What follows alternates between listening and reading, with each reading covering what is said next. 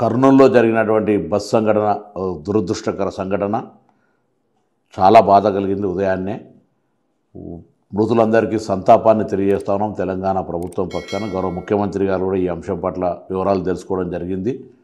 అక్కడ తక్షణంగా తెలంగాణ ప్రభుత్వం నుంచి ఏదైనా సహాయక చర్యలు జరగాల్సి ఉంటే సంబంధిత రవాణా శాఖ అధికారులను కూడా ఆదేశించడం జరిగింది. తెలంగాణకు సంబంధించి అదేవిధంగా ఆంధ్ర రవాణా శాఖ మంత్రి గారితో, జిల్లా కలెక్టర్ గారితో, డిఐజీ గారితో టెలిఫోన్లో మాట్లాడి ఇన్సిడెంట్ యొక్క పూర్తి సమాచారాన్ని తీసుకున్నాం. ఇవి ఒక దురదృష్టకర సంఘటన.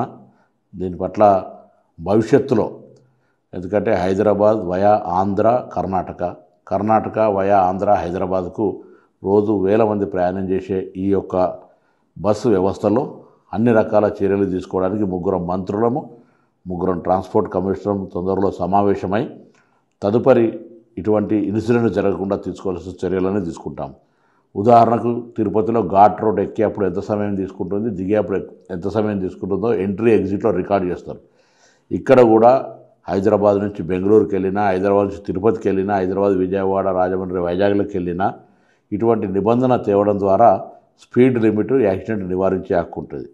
అదేవిధంగా బస్సు ఓనర్స్ కానీ ట్రావెల్స్ సంబంధించిన వాళ్ళకు కూడా విజ్ఞప్తి చేస్తున్నాం, హెచ్చరిక చేస్తూ ఉన్నాం. రవాణా శాఖ తరఫున మీరు మీ యొక్క ఫిట్నెస్ కానీ, ఇన్సూరెన్స్ కానీ తదితర అంశాల పట్ల ఎక్కడ నిర్లక్ష్యం వహించినా నేరుగా హత్యా నేరం పెట్టి లోపలికి పంపుతాం.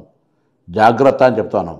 నియమ నిబంధనలు పాటిస్తూ స్పీడ్కు సంబంధించిన విషయంలో కూడా జాగ్రత్త వ్యవహారం చేస్తూ ప్రాణాలతో చెలగాటం ప్రయత్నం చేయొద్దు. రోజువారీ రవాణా శాఖ చెక్కులు చేస్తే వేధింపులకు అని మాట్లాడతారు.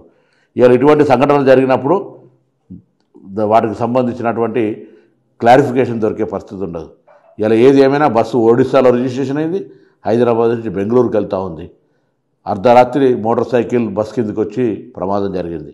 ఏదైనా కారణాలు కావచ్చు.